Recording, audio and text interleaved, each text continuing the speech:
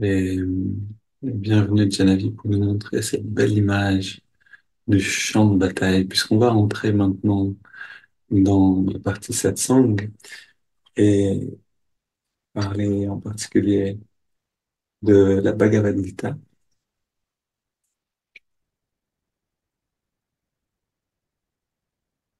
une très belle illustration ici.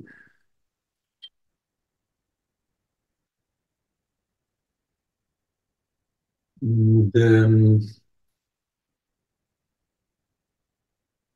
en fait, cette Bhagavad Gita, c'est une partie donc d'une grande épique qui s'appelle le Mahabharata, qu'on peut appeler la grande épique, la grande aventure, la grande guerre.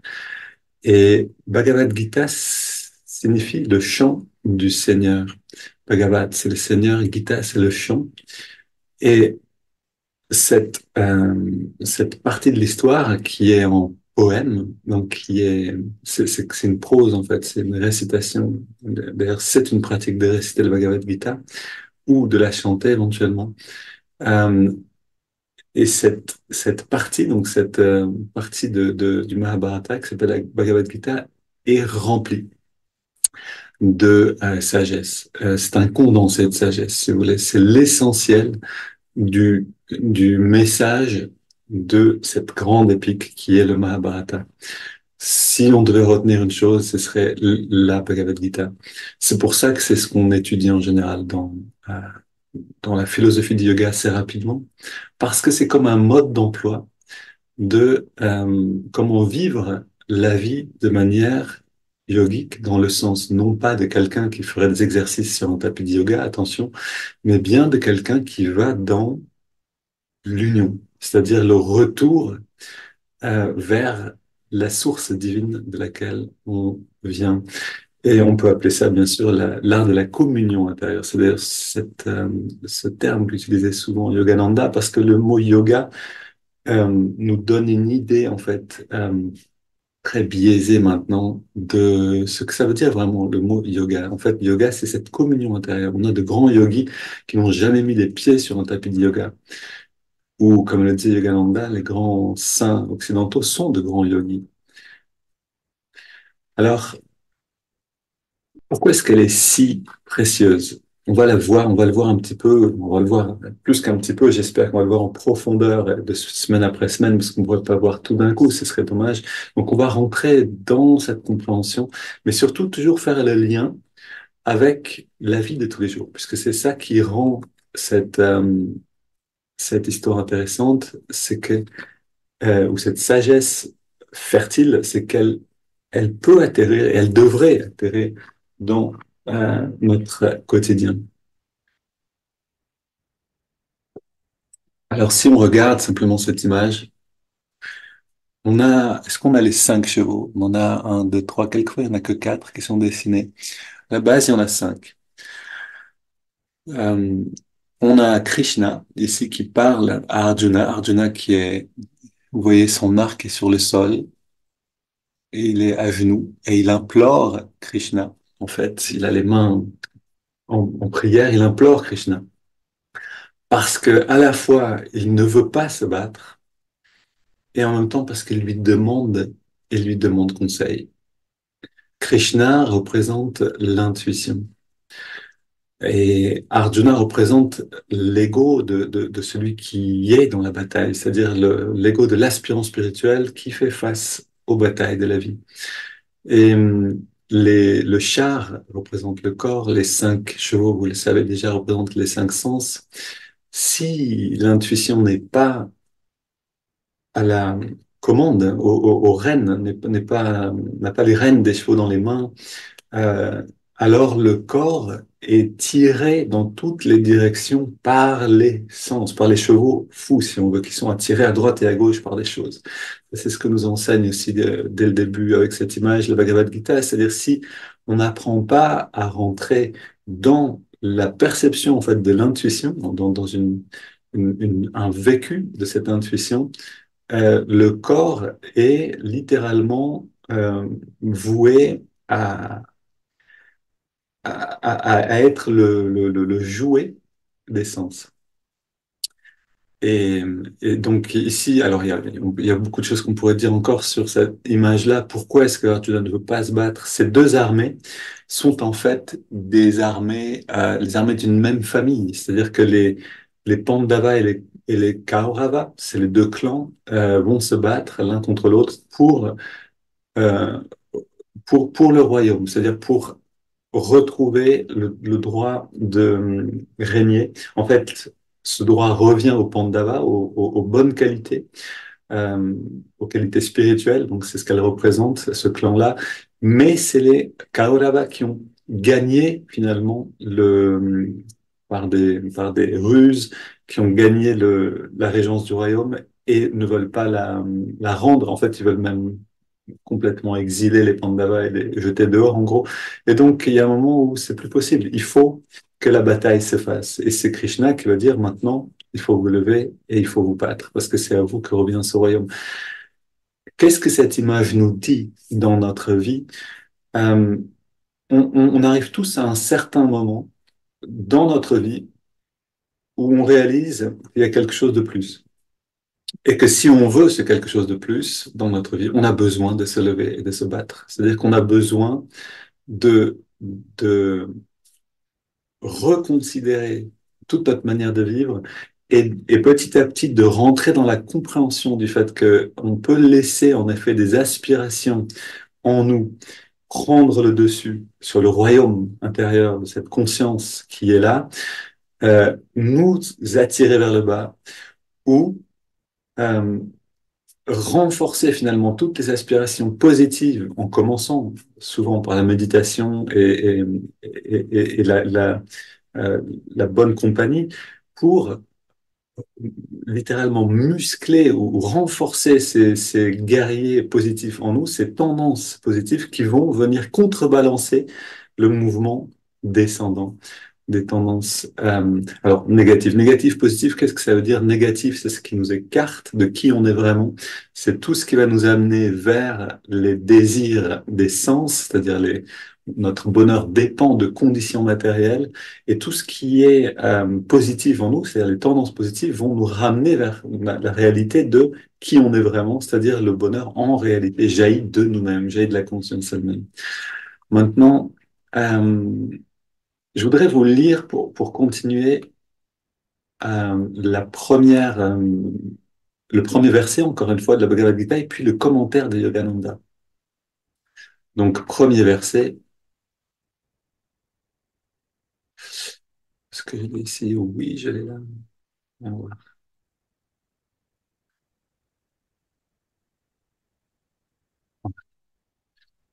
Dhritarashtra, donc le roi qui est aveugle. Vous vous rappelez, on a ces deux rois. On a Dhritarashtra, enfin, en fait, c'est celui qui a pris le rôle du roi, Dhritarashtra, mais qui, en réalité, ne devrait pas être le roi. Lui, il est il est le géniteur de attendez, que je me trompe pas. Oui, c'est ça, de toute la lignée des Kuru, et donc des qualités négatives, des qualités qui sont attachées au monde, qui attachent vers le monde.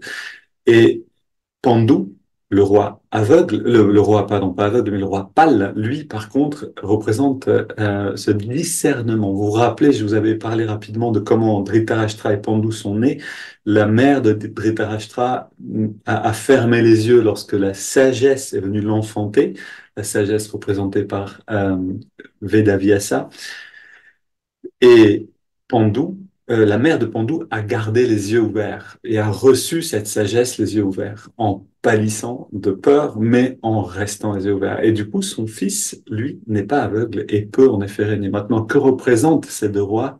On a vu que Dhritarashtra représente l'esprit, le mental aveuglé par les sens, donc qui n'a pas de discernement en soi, parce qu'il voit seulement ce que les sens lui donnent à voir. Il n'a pas cette capacité à voir plus loin que ça. Et donc, le roi est aveugle dans cette histoire.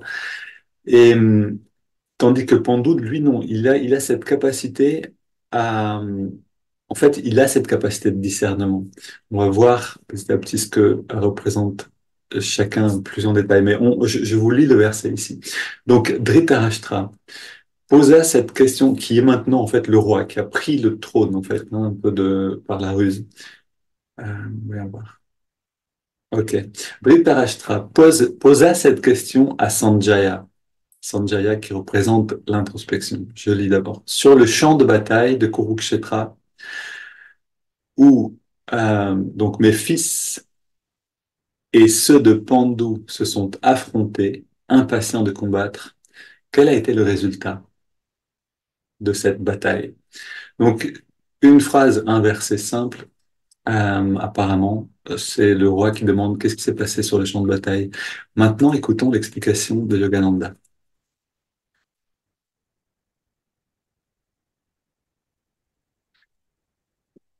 La Bhagavad Gita enseigne qu'il est nécessaire, alors attendez, je commence par ça, oui, qu'il est nécessaire à la fin de chaque journée, alors mais avant, ce sera mieux que vous compreniez en fait les personnes.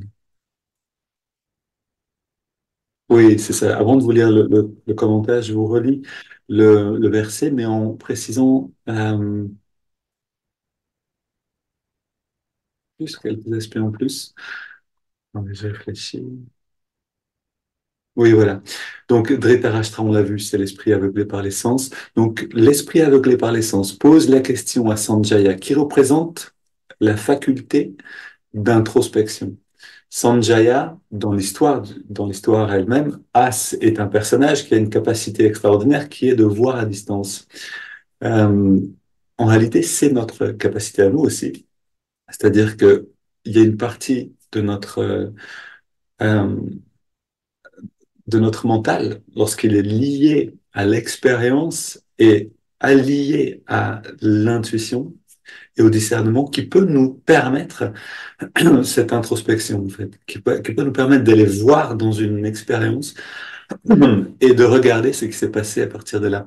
Donc, Dhritarashtra, l'esprit aveugle, pose cette question à Sanjaya, qui représente l'introspection, sur le champ de bataille de Kurukshetra. Qu'est-ce que c'est Kurukshetra?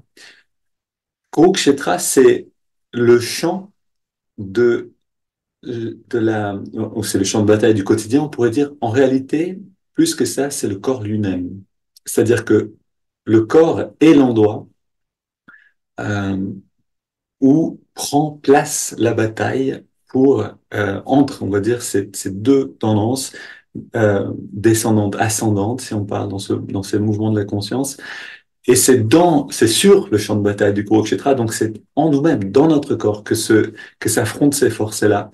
Et donc, sur le champ de bataille du Kurukshetra, mes fils, les Kurus, donc le clan des Kauravas, qui sont les tendances et qualités non spirituelles, et, et les fils de Pandu, donc les Pandavas, ou les aspects spirituels de la nature humaine, se sont affrontés.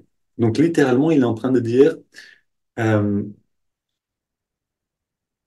euh, en fait, ce qu'on peut comprendre avec tout ça, c'est que l'esprit demande à l'introspection, regarde ce qui s'est passé dans le corps et entre les qualités non spirituelles et les qualités spirituelles, les aspects spirituels de la nature humaine.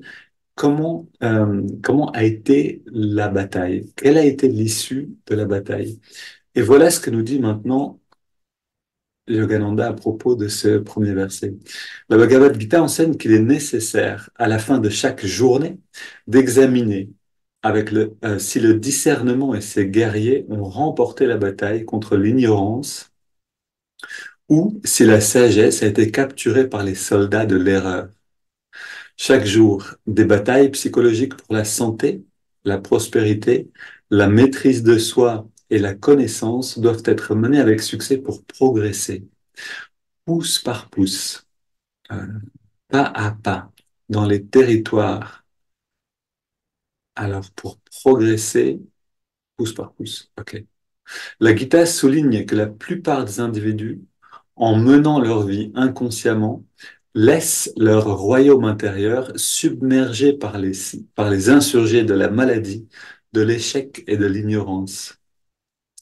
Ainsi, avant de dormir, l'esprit aveugle et inconscient de chacun devrait s'interroger de cette manière. Rassemblés sur le terrain sacré du corps, mes enfants, les tendances mentales trompeuses et tentatrices, ainsi que les clans opposés de discipline et de maîtrise de soi, qu'ont-ils accompli aujourd'hui?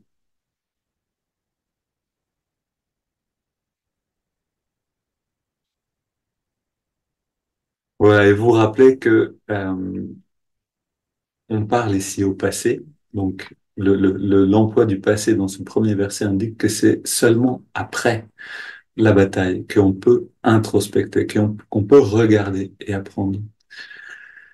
Ne pas demander qu'est-ce qu'ils sont en train de faire, mais qu'ont-ils fait? Quel est le résultat de tout ça? Et Yogananda insiste sur l'importance. En fait, pendant plusieurs leçons, il commente ce verset-là en parlant de l'importance de l'introspection comme, en fait, une condition à l'évolution spirituelle. C'est-à-dire que le simple fait de méditer va nous aider à nous recentrer, nous recharger, à trouver de l'inspiration, à trouver un calme et à digérer les émotions. C'est une digestion de ce qui se passe aussi dans la journée. Mais si on ne se sert pas de nos méditations ou de cette clarté pour regarder notre vie et demander à notre introspection, exactement comme Dhritarashtra demande à Sanjaya, on a besoin de rentrer dans cette pratique-là et de demander en fait à cette capacité d'introspection qu'on a tous, que s'est-il passé aujourd'hui? Qu'est-ce qui s'est passé entre les qualités positives et les qualités négatives? Quel a été le résultat de la bataille aujourd'hui? Alors, on va aller un petit peu plus loin parce que ça, ce que je vous dis maintenant, à ceux qui sont là régulièrement quand même, je vous l'ai déjà dit à peu près, mais on va aller un petit peu plus loin. On va voir quelque chose de très intéressant que nous révèle la Bhagavad Gita ensuite. Donc, je vous lis le deuxième verset. Sanjaya répondit, Duryodhana, en voyant l'armée des Pandavas. Donc, Duryodhana, qui c'est? C'est le fils de Dhritarashtra. C'est le prince, c'est le premier-né de Dhritarashtra, qui est le roi qui a usurpé le trône. Et donc, et qui a très, très soif de c'est lui, en fait, qui a encouragé son père, Dhritarashtra, à prendre le royaume, à bannir, à exiler les Pandavas, à essayer de les tuer, etc. C'est toute une histoire qui est avant dans le Mahabharata. Donc, Duryodhana, en voyant l'armée des Pandavas opposée à lui en ordre de bataille complet, s'approche anxieux de Dronacharya, le gourou de Duryodhana, et parle ainsi. Alors, je continue la lecture. Donc, pour l'instant, on a juste Duryodhana, le prince, en voyant l'armée parfaitement en face, parfaitement organisée, en ordre de bataille, ressent cette anxiété et se tourne vers Dronacharya. Qui est Dronacharya? Dronacharya est son gourou, c'est-à-dire son maître d'armes ici. C'est pas un maître spirituel, littéralement, c'est vraiment celui qui l'a entraîné. Euh, en fait, les deux ne sont pas forcément séparés, donc, mais c'est celui qui lui enseigne la discipline du guerrier. Et donc, il se tourne vers Dronacharya et lui demande, et lui parle ainsi, vois, ô maître, cette grande armée des fils de Pandu, préparée au combat par ton propre élève talentueux. Euh, vois ces puissants héros, archers aussi grands que Bhima et Arjuna, Virata et Drupada, tous puissants conducteurs de chars. Alors, il fait l'inventaire, si vous voulez, de toutes les personnes. Voit aussi Drishtaketu, euh, Chekitana, voilà, c'est des mots, des noms assez particuliers, Kashiraja, Kuntiboja, etc. Tout un monde toute une foule en fait, enfin une foule. C'est un groupe une armée de tendances positives, spirituelles, et il les voit tous. Et il commence à avoir peur. Et il fait en fait, il fait pardon, l'inventaire de toutes les tendances positives qu'il voit dans les guerriers en face de lui. Et donc, on a les guerriers qui représentent chaque guerrier en fait représente un aspect que nous-mêmes on a besoin de nourrir dans notre spiritualité, dans notre vie simplement, pour renforcer toutes les qualités positives en nous. Et donc c'est là où la Bhagavad Gita devient précieuse, c'est que chaque guerrier nous donne chaque nom, quand Duryodhana fait l'inventaire ici, en fait, il nous donne littéralement, via ça, celui qui a écrit cette histoire par son biais, nous donne les clés pour grandir. C'est-à-dire qu'on a besoin de nourrir ces qualités-là. Quelles sont ces qualités-là? Donc, on va regarder rapidement. Euh, donc, Duryodhana se tourne vers Dronacharya et lui parle ainsi: Vois, ô maître, cette grande armée des fils de Pandu préparée au combat par ton propre élève talentueux, Drishtadyumna, ou l'intuition éveillée. Alors, un mot sur Dronacharya. Après, on va aller. Alors là, on rentre vraiment un petit peu dans la Bhagavad Gita, dans les personnes, dans ce qui se passe sur les champs de bataille. Ensuite, on va regarder ce que ça veut dire pour nous dans la vie de tous les jours. Et c'est là où ça peut devenir vraiment intéressant et plus parlant. Mais pour vraiment apprécier cette histoire-là de la Bhagavad Gita, vous auriez en fait besoin de comprendre aussi un peu le Mahabharata, de voir qu'est-ce qui s'est passé avant, ce qui se passe après, et les choses deviennent vraiment captivantes en fait, hein. C'est une aventure assez exceptionnelle. Mais pour donc voir cet inventaire-là, il dit, voilà, en face de nous, on a des grands guerriers. On a Drishtadyumna qui représente l'intuition éveillée. Donc, cette capacité à rentrer en contact avec l'intuition, comme on l'a vu tout à l'heure avec le char, c'est Krishna qui doit guider le char, et non pas les chevaux euh, qui préfèrent peut-être faire ça et puis regarder par ici. C'est-à-dire les sens vont nous amener naturellement là où on préfère, c'est-à-dire on va être guidés par nos préférences et nos aversions. Mais si le char, le corps est dans ses actions et dirigé par ça, c'est une catastrophe. On a besoin d'avoir Drishtadyumna. Drishti qui signifie la vision, et Diumna, je pense que c'est éveillé. Ça, il faudrait que je regarde. Mais en tout cas, c'est cette intuition éveillée, la lumière intérieure calme qui apparaît euh, grâce à la guidance des tendances spirituelles passées. C'est-à-dire qu'on a nourri ce calme intérieur par la méditation, on a nourri ce lien avec l'intuition, et la guidance de Drishtadyumna peut nous venir, en fait, de cette intuition éveillée peut nous venir parce que c'est une tendance spirituelle passée, c'est-à-dire une habitude qu'on a nourrie en nous-mêmes. C'est quelque chose qui vient progressivement dans notre vie, plus on médite. Ça, c'est quelque chose aussi qui est intéressant au début des cours. Souvent, on demande: est-ce que vous méditez déjà? Et si oui, pourquoi? Et souvent, les retours qu'on a, c'est: oui, je médite parce que je remarque que je suis plus intuitif dans la vie de tous les jours. Et que si je médite pas, je perds cette qualité-là. C'est exactement ça. C'est-à-dire que cette qualité ici, ce Drishtadyumna représente cette intuition réveillée par une pratique spirituelle régulière. Qui est Drishtadyumna? Le fils de Drupada. Qui est Drupada? Ça devient intéressant ici. C'est le détachement envers les plaisirs sensoriels. Et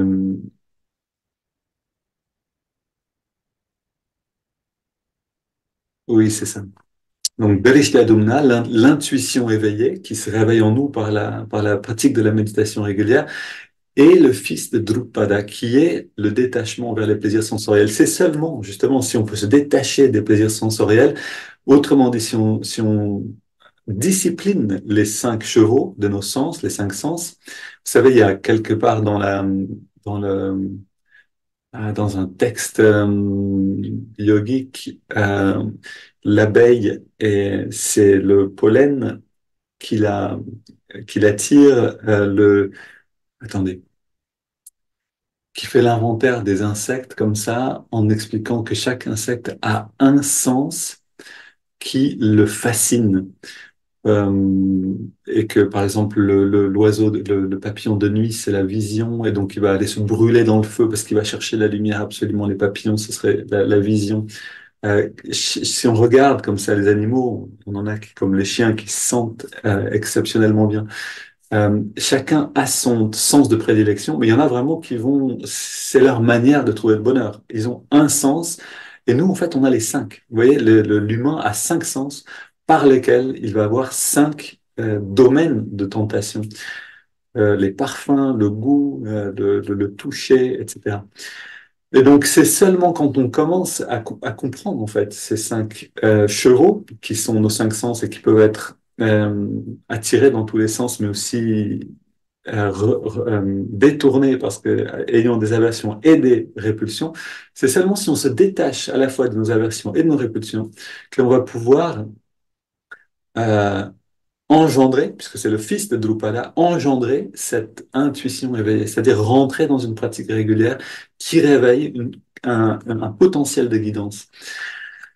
Alors, il lui dit aussi, voit aussi ces puissants héros, des archers aussi grands que Bhima et Arjuna, Virata et Drupada. Et alors, on va juste aller jusque-là et ensuite on va passer à autre chose. Donc, Bhima, c'est qui? C'est le pouvoir d'élever l'énergie du corps. Ici, en fait, on a cinq frères. Les Pandavas sont cinq frères, cinq pandas. Et Pandava, il faudra que je regarde, mais je crois que panda, ça veut dire cinq. Euh, et parmi ces frères, on a en effet Bhima, qui, euh, qui est le plus fort de tous. C'est un peu, si vous voulez prendre une comparaison facile, Obélix dans Astérix et Obélix, il a une force incroyable. Il déracine un arbre et puis il se bat avec un arbre contre les Kauravas. Ça lui arrive assez régulièrement de le faire. Et en fait, qui représente Bhima? Bhima représente la force la plus puissante, la plus constante sur laquelle on puisse se reposer. Une force qui est plus consistante, comment dire, fidèle, constante que la force sacrale. La force sacrale qui est aussi la force de créativité, de la sexualité, si on la redirige dans la créativité. Ça, c'est la force la plus dense du corps humain et pourtant on a une force qui la dépasse encore, qui est qui peut vaincre en fait toute autre force. Et cette force, c'est la force du cœur, bien sûr. Donc Bhima représente cette force de de l'affection orientée vers le divin. Et cet amour orienté vers le divin euh, a le pouvoir d'élever l'énergie du corps. Très intéressant. Ça veut dire que sans, comme le dit euh, le maître de Yogananda, Sri Yukteswar, sans réveiller l'amour naturel du cœur, pardon, sans réveiller l'amour naturel du cœur, euh, impossible de faire un pas en avant sur les chemins spirituels. En fait, c'est de cette force que dépend beaucoup, que dépend la possibilité de commencer à élever les énergies qui sont dans le corps. Alors, plutôt que de continuer dans la liste des guerriers, ce que je vous propose, c'est de voir dans la première, une première phrase ici, puis de terminer avec ça. On a quelque chose de très intéressant. Donc, le prince Duryodhana, donc, qui représente quoi? Duryodhana est le fils de Dhritarashtra. Vous vous rappelez, Dhritarashtra, c'est l'esprit aveuglé par les sens, qui s'est marié avec, tiens, je vais bien mieux vous le dire, mais je ne sais pas si je vais le retrouver. Oui, je vais là. Qui s'est marié avec Gandhari. Et Gandhari, donc, représente le pouvoir des désirs. On a l'esprit aveugle, sans discernement, qui s'est marié avec le pouvoir des désirs et qui engendre à partir de là toute la lignée des Kauravas, c'est-à-dire des tendances négatives ou non spirituelles, matérielles. Maintenant, Duryodhana est le premier-né de cette union. Donc, Dhritarashtra, Gandhari, ensemble, engendrent Duryodhana, le prince Duryodhana, qui représente les désirs matériels. Et donc, Duryodhana, autrement dit, les désirs matériels en nous, puisque tout ça sont des reflets de ce qui se passe en nous-mêmes, en voyant l'armée des Pandavas opposée à lui en ordre de bataille complet, s'approche anxieux de Dronacharya, qui représente Dronacharya les habitudes, c'est-à-dire c'est son maître, c'est le gourou de Duryodhana, c'est celui qui a enseigné à la fois aux Kauravas et aux Pandavas, c'est le maître d'armes de ces deux clans, de tous ces guerriers-là. Et lui, il représente les habitudes. Il représente les tendances mentales que l'on a cultivées par l'habitude. Et ça nous montre, en fait, ça nous dit quelque chose, que l'habitude, la force de l'habitude peut être utilisée inconsciemment. Si elle est utilisée inconsciemment, on va simplement nourrir par ce qu'on aime et ce qu'on n'aime pas. On va nourrir des habitudes de manière inconsciente qui vont renforcer des traits de caractère en nous, qui vont en fait créer si vous voulez, des guerriers négatifs qu'il va falloir ensuite vaincre, ou on peut utiliser la force de l'habitude pour, avec ce détachement, par exemple, des sens, aller vers, euh, par exemple, une méditation régulière, ce qui va générer, toujours par la force de l'habitude, hein, donc c'est toujours le même Dronacharya qui est le maître des deux clans, on va générer des guerriers, c'est-à-dire des qualités positives en nous, comme cette intuition éveillée, cette capacité à la guidance par l'intuition, et bien d'autres encore, comme par exemple Bhima qui représente cet élan du cœur vers le divin, ou Arjuna qui représente ce contrôle de soi implacable, fidélité ou Yudhishthira qui représente la fidélité au Dharma. Donc en fait, ce qu'on peut comprendre ici aussi, c'est que quand une bataille commence, maintenant, pour nous, sur le champ de bataille du quotidien, et en fait, si on regarde bien, on va se rendre compte, et ça, vous pouvez le voir en appliquant le premier conseil de la Bhagavad Gita, c'est introspection. À la fin d'une journée, regardez ce qui s'est passé dans votre vie, dans votre journée, et regardez ce qui s'est passé entre les Kauravas et les Pandavas. Qu'est-ce qui s'est vraiment passé entre les deux clans en vous-même? Et vous pouvez voir que, en effet, quand la bataille commence, et les batailles, il y en a plein en fait, hein, il y en a à peu près constamment si on regarde bien, quand une difficulté commence, en nous, Duryodhana, c'est-à-dire les désirs matériels, va ressentir de l'anxiété et va se rapprocher de l'habitude, de la force des habitudes. Littéralement, notre euh, notre espoir d'accomplir ou de vivre une situation comme on aimerait la vivre, ok?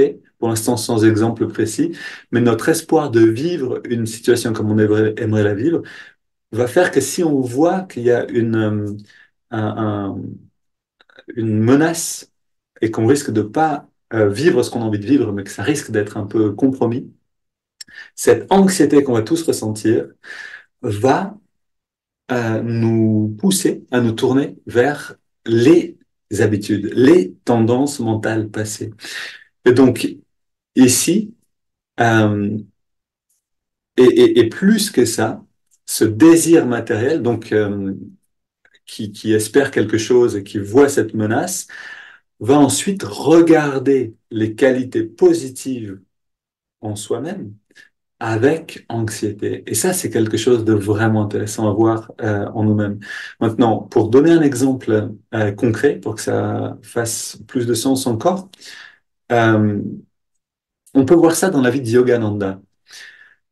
Yogananda, dans l'autobiographie d'un yogi, euh, est voilà, un chercheur spirituel exalté. Ok, il est dans cette quête spirituelle, il rencontre des saints, il veut aller dans l'Himalaya et méditer comme un yogi, atteindre Dieu. Il n'a pas envie d'attendre.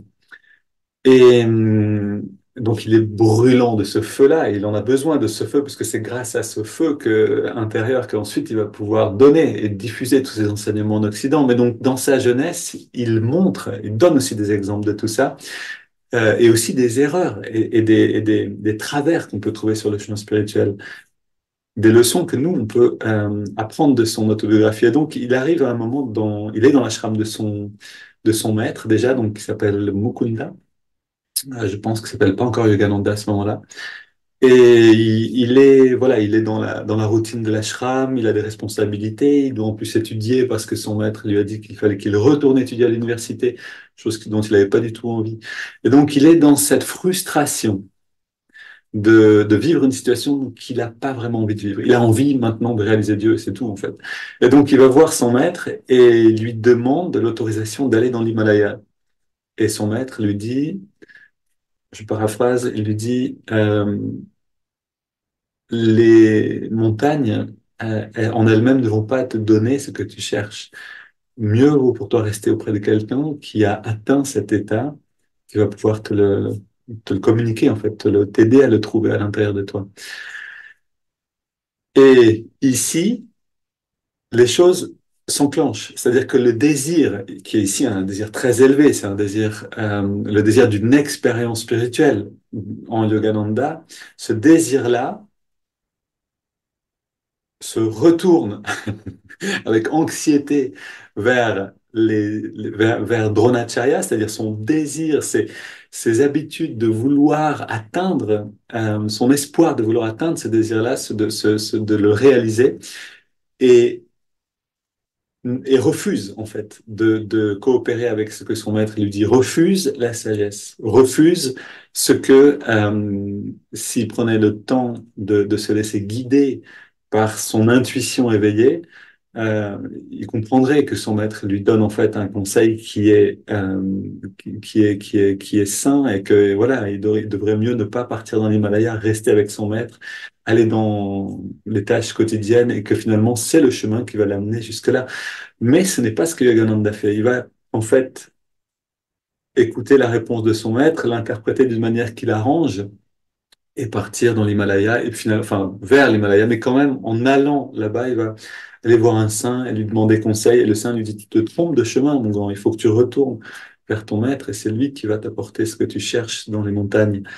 Et donc, on voit ici qu'un maître peut se tromper, bon, sans doute aussi pour nous donner conseil, pour nous donner un exemple, et finalement rejeter toutes ces qualités positives de la vraie intuition, de la vraie guidance, du détachement envers ces expériences qu'on voudrait faire, qui est ici une expérience d'éveil spirituel, pour préférer finalement un chemin qui n'est pas le bon.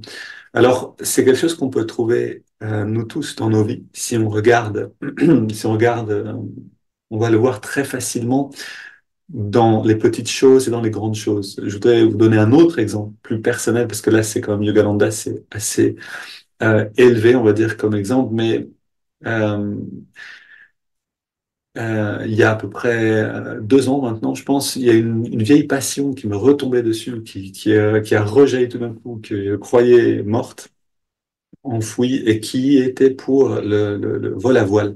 Donc quand j'avais 18 ans, j'avais commencé à passer mon baptême de l'air, à faire le- à voler avec un planeur et à apprendre à voler tout seul. Et puis, j'ai laissé tout ça et j'ai commencé à faire de la musique. Et vers 19-20 ans, je m'occupais plus du tout de planeur et tout ça. Euh, et puis, à 30, non, ouais, presque 40 ans, tout d'un coup, une pensée me vient. Tiens, je me demande comment c'est maintenant les simulations d'avions, comment c'est sur Internet, comment. Alors je me dis voilà, est-ce que je regarde ou pas? Et là, commence déjà cette bataille. C'est-à-dire que j'avais conscience intérieurement que il y a une passion en moi qui est en train de refaire surface, une passion qui m'avait vraiment, enfin une passion dévorante, pour dire les choses, hein. C'était vraiment une obsession quand j'étais là-dedans, quand j'avais une quinzaine d'années, 18 ans, par là, c'était vraiment, ça prenait tout mon temps. Et au moment où cette pensée en moi est venue en me disant, tiens, j'aimerais bien regarder maintenant les simulations d'avions, de planeurs, ça doit être assez impressionnant avec l'avancée technologique, etc., voir comme c'est réaliste. À ce moment-là, j'étais à la fois conscient que c'était dangereux de le faire, c'est-à-dire que j'avais un fort désir de le faire, mais que ça pouvait m'amener loin. ça pouvait vraiment m'entraîner en fait dans une direction avec beaucoup de force. Maintenant, dans ce moment-là, j'avais aucune envie de regarder ça avec clarté. C'est-à-dire que c'est le moment, d'une certaine manière, où mon désir matériel de rentrer dans l'expérience de voler, être dans un planeur et m'amuser, etc., voler au-dessus des montagnes, etc., était plus fort que que l'intuition éveillée en moi-même, c'est-à-dire que cette méditation, cette guidance, j'avais plus envie de l'écouter, j'avais simplement envie de me faire plaisir et de regarder. Donc je me suis assis sur mon lit, j'ai regardé, et puis de fil en aiguille, j'ai vu que oui, les simulations d'avion ont fait beaucoup de progrès et sont très impressionnantes. Du coup, j'ai eu envie d'en acheter une, du coup j'en ai acheté une. Ensuite, j'ai rapidement, ça m'a plus suffi de rester derrière un ordinateur et de voler derrière un ordinateur, mais j'ai eu envie d'aller sur le terrain d'aviation et de faire l'expérience en vrai. Je me suis retrouvé à le faire aussi, à m'inscrire pour à nouveau prendre des cours.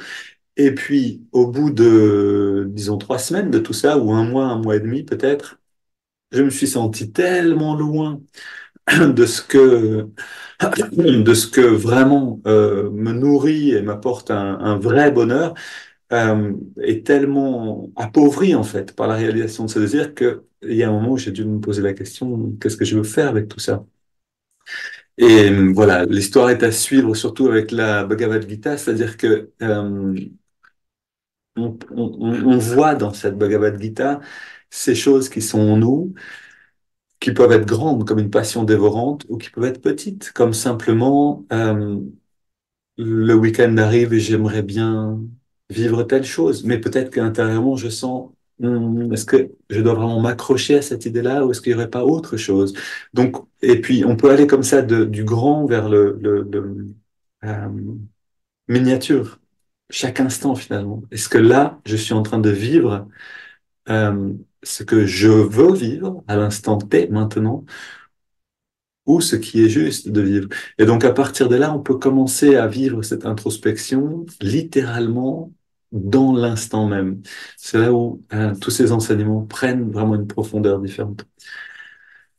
Ok, il est déjà 7 heures, pardon, 10 heures 5. Euh, le temps passe.